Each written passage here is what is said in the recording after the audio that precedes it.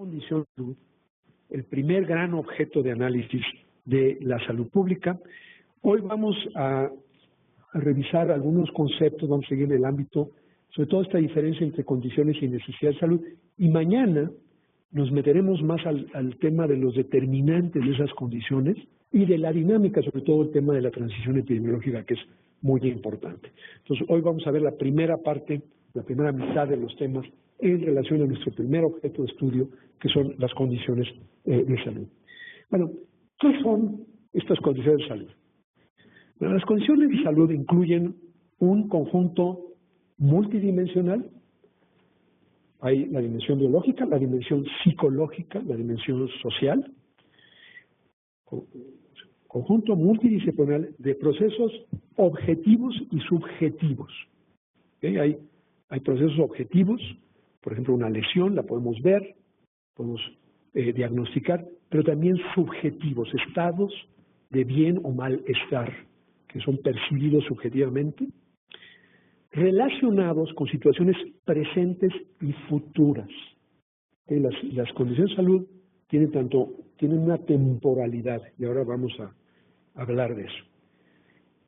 Estados presentes y futuros, o situaciones presentes y futuras, de las estructuras, funciones del cuerpo humano en su relación con el ambiente, tanto físico como social.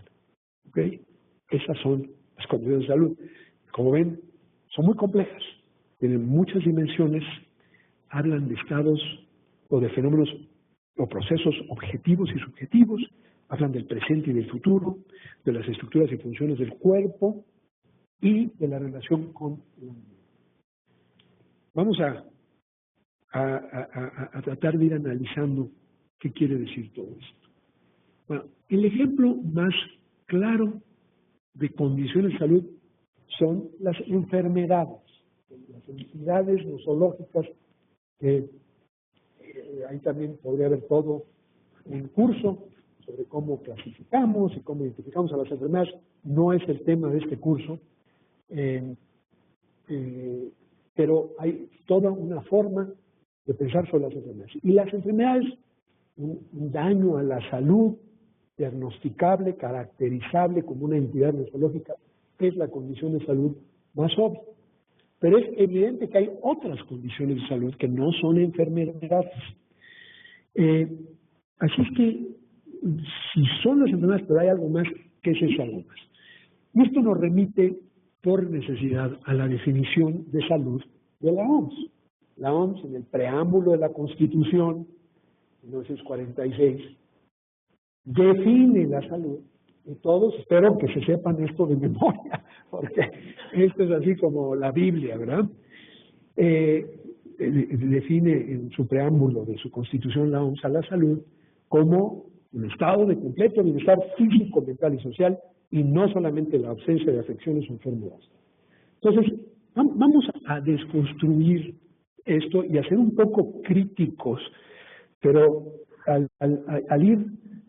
déjeme decirle, por cierto, yo que tuve el privilegio de trabajar un par de años con la doctora Brundtland en la OMS, me metí a la historia de cómo se redactó la Constitución y cómo se llegó. Fue un grupo espléndido de algunos de los gigantes de la salud mundial que se dedicaron días enteros y cada palabra está cuidadosamente pensada. Y además hubo muchas negociaciones diplomáticas para ver qué quedaba y qué no quedaba. Entonces, la crítica que van a escuchar de mí se hace con un sentido de reverencia por los que fundaron a la OMS, ¿ok? Quiero aclarar eso. Entonces, vamos a empezar. La primera palabra problemática para mí es esta palabra Estado. Y me resulta problemática porque está en el singular. Si hubieran dicho, la salud comprende un conjunto de estados, yo no estaría tan inquieto. Pero estado implica una visión estática. Entonces, en un estado de salud. Segunda palabra, completo. Completo se vuelve un adjetivo, en primer lugar, absoluto. Y, por cierto, inalcanzable. Si leen La montaña mágica, Thomas Mann, hay un párrafo donde el personaje principal le dice, ¿y cómo está usted? Dice, estoy en completa salud. Y entonces le contesta el otro, pues debe ser un fenómeno porque eso no existe. No existe, la salud completa no existe. Es una definición absoluta, además estática, absoluta, y en un sentido inalcanzable. Y luego dice de bienestar, ¿ok? El problema de esa palabra es que hace esta definición tautológica, porque dice, bueno, ¿y entonces qué es bienestar? Pues es salud, y que salud es bienestar. Se vuelve tautológico. La definición no nos dice nada de la pregunta de si hay dimensiones del bienestar que no son dimensiones de salud. Por ejemplo, ¿puedo yo estar realmente enfermo? Tener una enfermedad incluso grave, terminal, y al mismo tiempo ser una persona feliz, en paz conmigo mismo, un miembro productivo de mi comunidad, respetado y querido?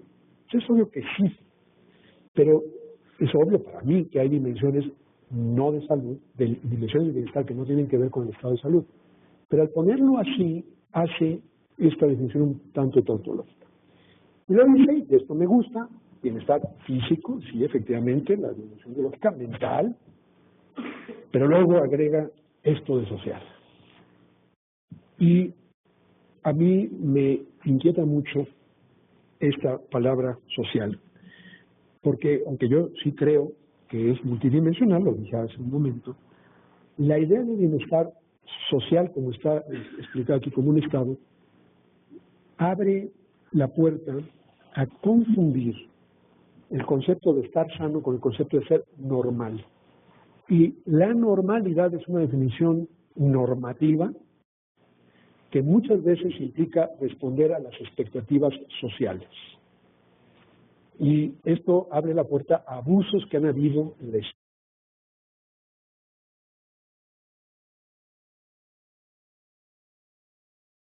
Y eso daba lugar a una caracterización diagnóstica de los opositores políticos como enfermos.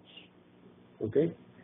Y entonces dicen, es que la salud social no acepta la disidencia política. Entonces, la salud siempre adquiere cuerpo en un individuo en particular. No podemos, como una analogía, hablar de sociedades enfermas. Podemos hablar de sociedades con muchos problemas, pero la salud siempre toma cuerpo en individuos. Por eso dije, cuando hablamos de salud en poblaciones, es que la población esté sana. Son los individuos. Lo que nos interesa es qué pasa entre ellos, cómo se distribuye, cuál es el grado de desigualdad en la salud. Pero la salud siempre expresa esta dimensión individual, donde hay una realidad biológica, una realidad psicológica o mental, y ciertamente hay una interacción que habla del funcionamiento social. Pero si esa interacción hay una autoridad que define cuál es esa interacción aceptable o normal, y cuando hay una desviación lo categoriza como una enfermedad, a mí me parece peligroso. Entonces, esto es muy debatido. El doctor Octavio Gómez y yo hemos publicado un artículo, creo que está en las lecturas, de esta crítica. Y luego, finalmente, acaba diciendo, y no solamente la ausencia de afecciones o enfermedades. Entonces, no dice que es, ok, no solamente, estamos de acuerdo. Y entonces, pero se quedó diciendo, ¿y qué más hay? No, o sea, si ya me dijiste, no es solamente la ausencia de enfermedad, ¿qué más? ¿Qué falta? Entonces, es una definición que, digamos, deja mucho a la imaginación, y por eso, desde que se publicó, se han escrito libros interpretándola, ¿verdad? Ha dado lugar a ejercicios de exégesis sobre la definición de la OMS de la salud. Para mí es mejor pensar, sobre todo en conexión solamente, es mejor pensar, siguiendo nuevamente el pensamiento de Avedis Donavedi, en un gradiente de intensidad de las condiciones de salud. Entonces, esta idea de un gradiente de intensidad de las condiciones. Porque la experiencia humana es muy diversa. Y entonces vamos desde condiciones no mórbidas, pero que podemos pensar que son condiciones de salud, hasta condiciones mórbidas. Y déjenme ir aquí lo más oscuro de este color dice que la intensidad es mayor. Empezamos con la muerte. La muerte es la condición de salud extrema, típicamente irreversible. Es una condición de salud estar muerto. Es la ausencia de vida, es una condición de salud, es la condición extrema de pérdida de la salud, es la pérdida de la vida. Es la muerte en el nivel individual, y cuando agregamos en poblaciones hablamos de mortalidad y caracterizamos las tasas de mortalidad. Esa es una primera condición de salud.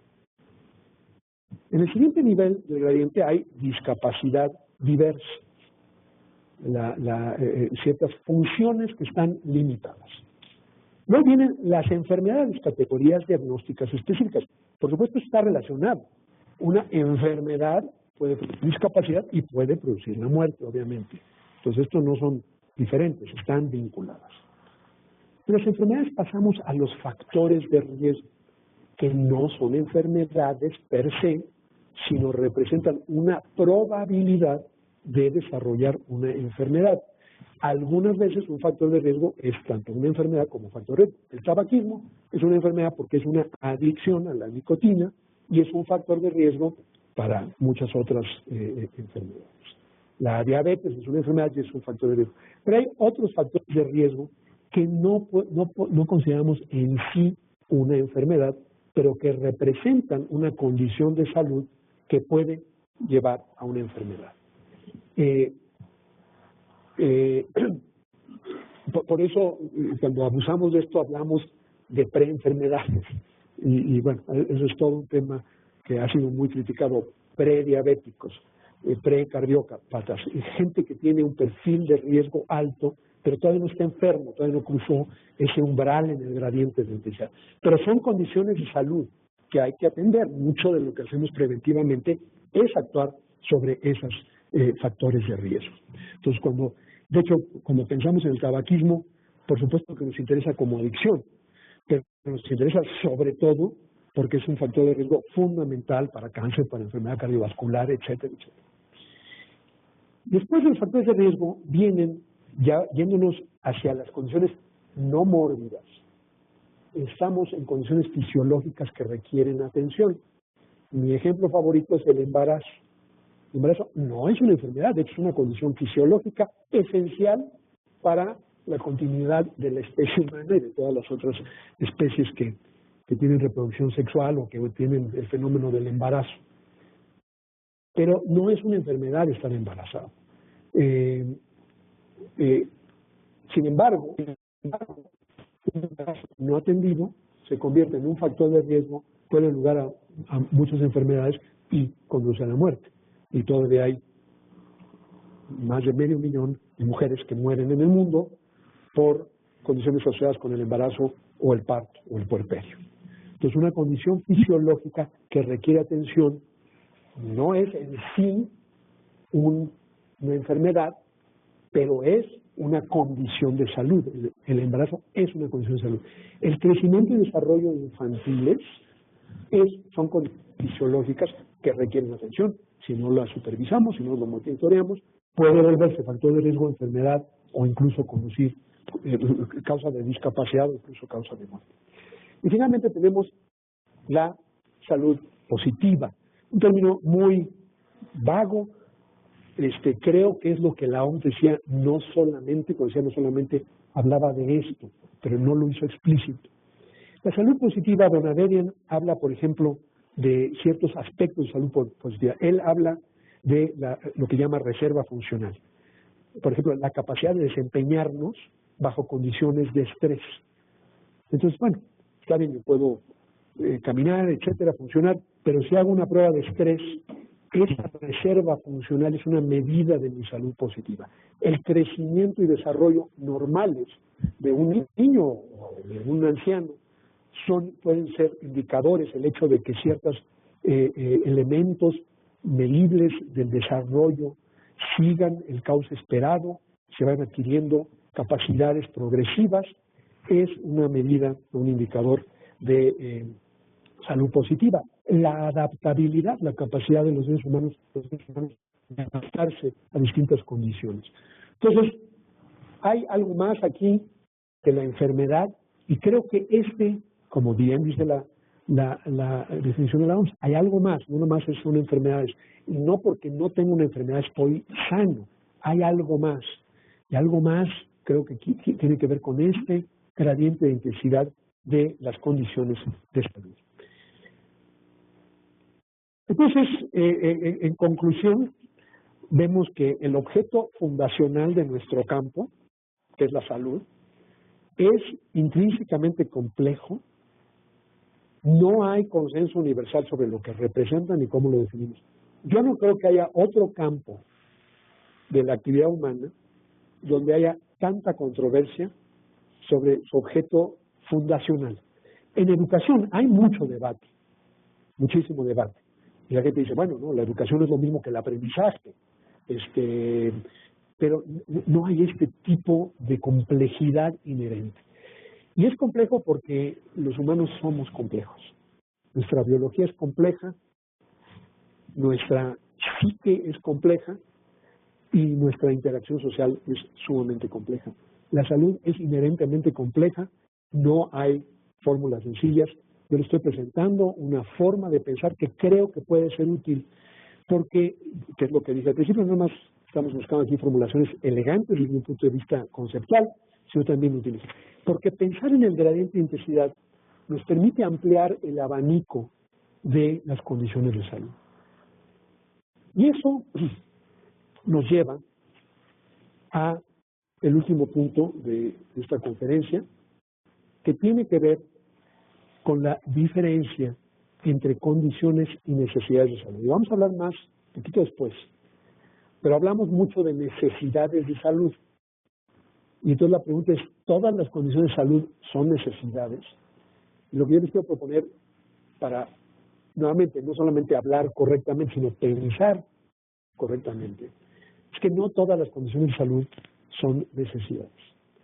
Una necesidad de salud es una condición de salud que requiere atención. ¿Ok? Ahora, es una definición muy simple, es un subconjunto de las condiciones de salud, aquellas que requieren atención. Usamos el término necesidades de manera muy poco rigurosa. Hablamos, por ejemplo, de necesidades de servicios de salud, es decir, cuando dice necesito una consulta dental, le llamamos una necesidad, hablamos de necesidades para referirnos a los recursos. Esta comunidad necesita un médico, necesita un hospital. Eso es incorrecto.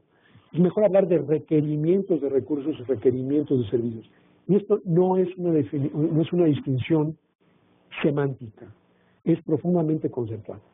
Porque una necesidad en general se define como una situación que de no ser atendida llevará consecuencias muy negativas para la persona que la experimenta.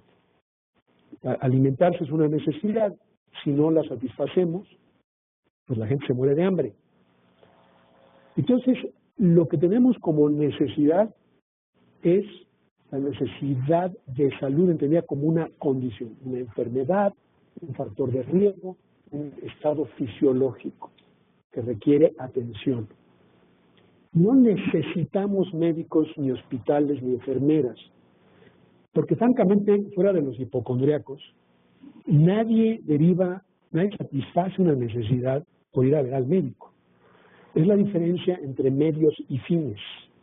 Y es muy importante en la vida nunca confundir los medios con los fines. El médico, la enfermera, el hospital son medios para producir un servicio de salud que a su vez es un medio para resolver una necesidad de salud, para mejorar una condición que requiere atención. Si no atiendo esa necesidad, algo negativo me pasa.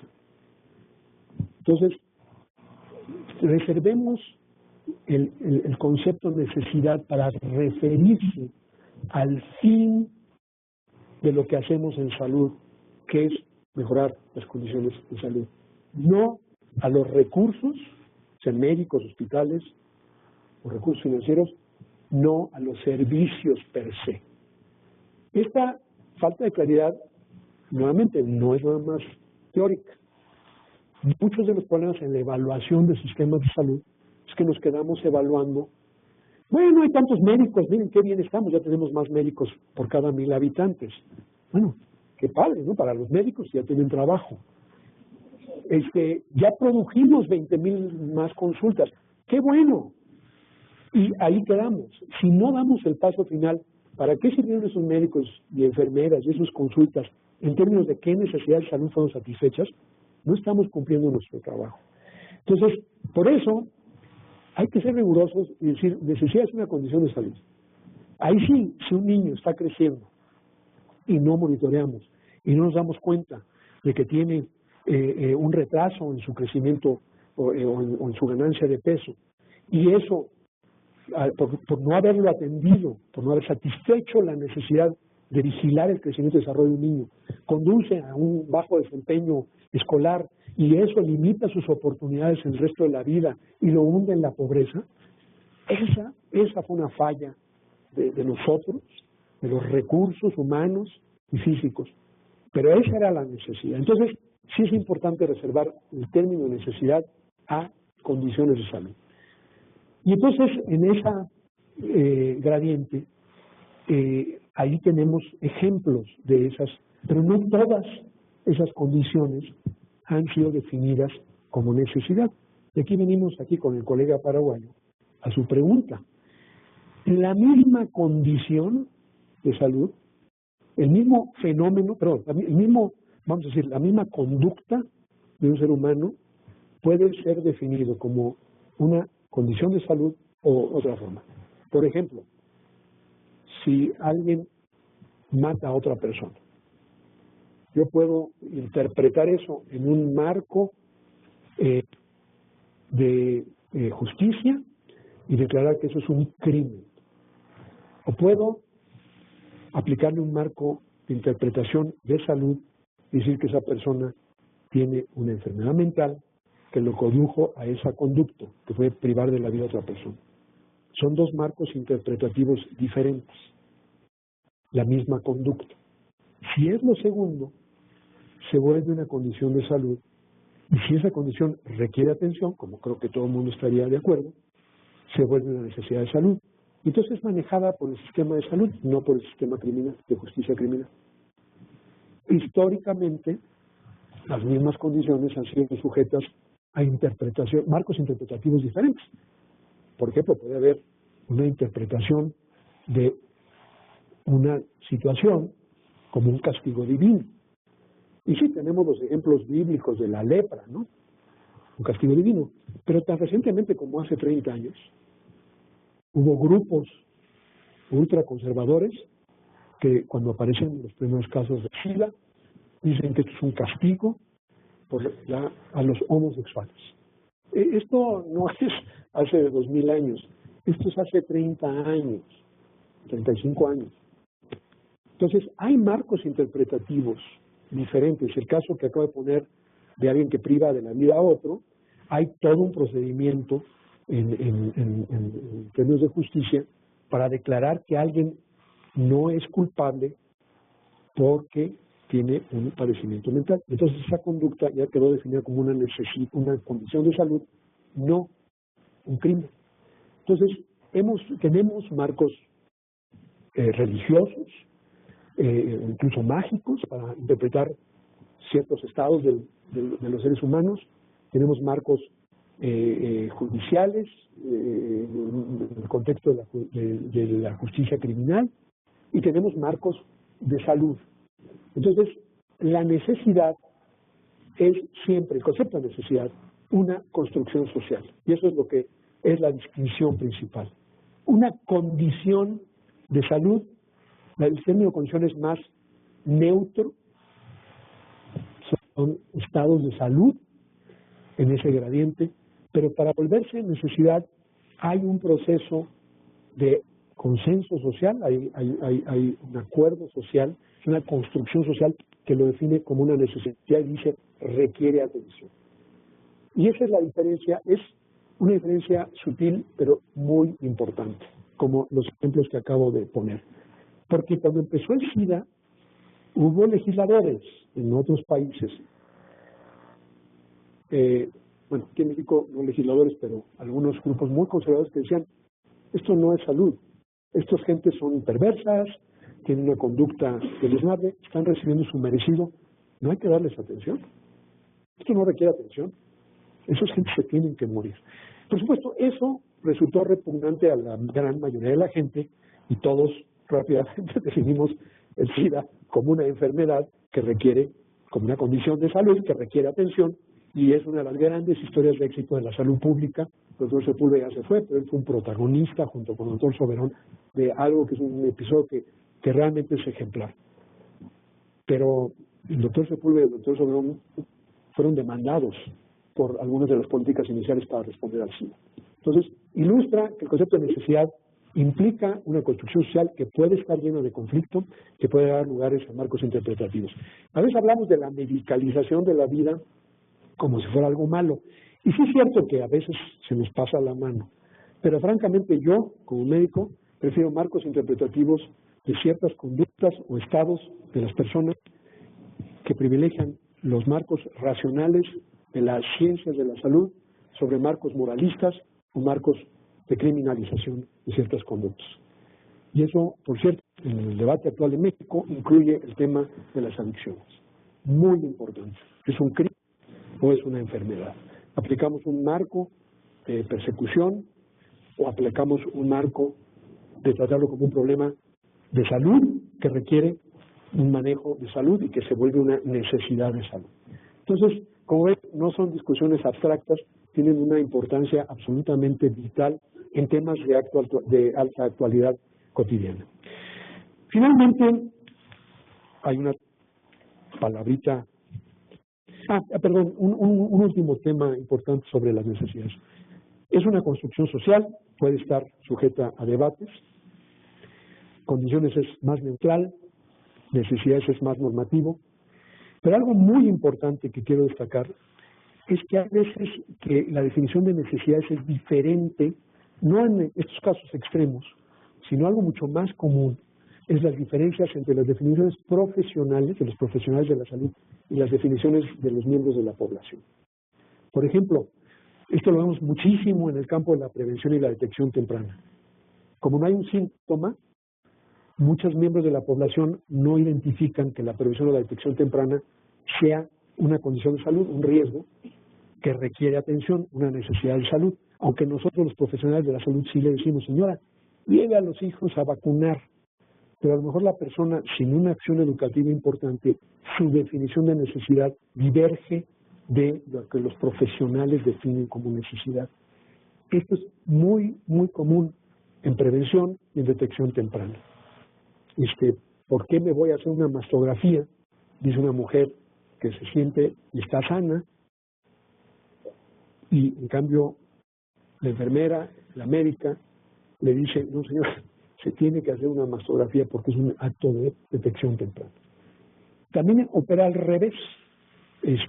Tenemos aquí en México, en muchos países, el hábito de consumir vitaminas, por ejemplo, y ahí hay una necesidad no muy bien formulada de algo que nos va a hacer más sanos por parte de grandes, amplios y grupos de la población que no es reconocida por la mayoría de los profesionales, porque normalmente tomar vitaminas enriquece el contenido del canal de desagüe, pero no hace mucho por la salud de la persona y empobrece su bolsillo. Entonces también hay al revés, también hay intervenciones que la gente adopta por cualquier razón y las profesiones de la salud no reconocen como necesidades legítimas. Entonces hay todo un proceso ahí hay una forma de procesar esas diferencias entre la definición profesional y la definición popular de muchas necesidades. Conforme avanza la educación y conforme los sistemas de salud también son más sensibles tienen competencias culturales, podemos lograr un acercamiento de las definiciones profesionales y las definiciones legas de necesidad de salud. Y el último punto de las necesidades, y de esto hablaremos con más detalle el jueves, es que de hecho la definición de la necesidad es el primer paso de la respuesta social organizada. Entonces, el concepto de necesidad es como el puente que conecta las condiciones con la respuesta. Porque la primera respuesta de una sociedad es definir un conjunto de condiciones como una necesidad de salud. Si yo digo, por ejemplo, hay muchas enfermedades incurables hoy. Entonces, una condición de salud es una enfermedad. Requeriría atención, pero no tenemos nada que ofrecer. Entonces, esa puede ser una necesidad de investigación, pero no es una necesidad de salud. Entonces, la respuesta es diferente. Claro, siempre habrá mucho que hacer en términos de paliación, de cuidados paliativos, pero ese primer paso de la respuesta es definir qué conjunto de condiciones de salud representan necesidades.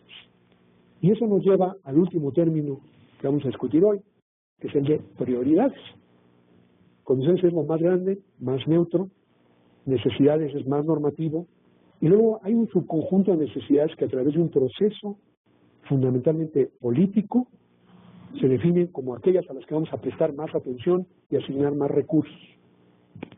Y en ningún sistema de salud sobre la Tierra tiene los recursos para atender todas aquellas condiciones que han sido reconocidas como necesidades. Entonces, ahí sí estamos ya de lleno en el terreno de la respuesta social organizada. ¿Qué conjunto de necesidades vamos a definir como prioritarias? ¿Y qué bases vamos a establecer?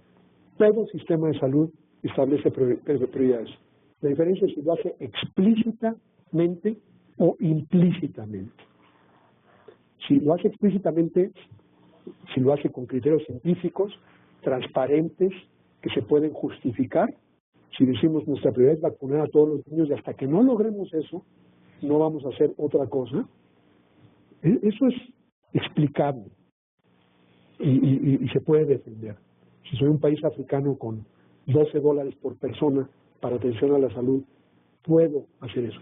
Y puedo mostrar la brecha enorme que hay con necesidades no satisfechas para argumentar por el requerimiento adicional de recursos.